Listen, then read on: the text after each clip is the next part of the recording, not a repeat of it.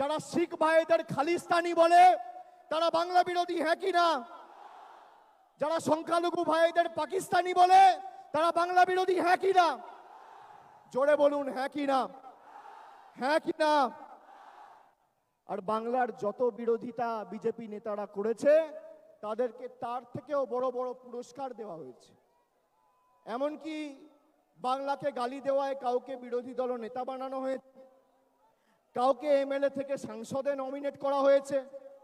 বাংলার মহিলাদের প্রতি কুরুচিকর মন্তব্য করে একজন অভিনেতা বিভিন্নভাবে কুরুচিকর মন্তব্য তার কাজের মধ্যে তুলে ধরেছিল, তাকে আসানসোলের প্রার্থী করেছে বিজেপি।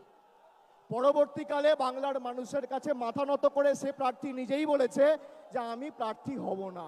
এটা বাংলার ক্ষমতা, এটা বাংলার শক্তি। এই জন্যে আমরা বলি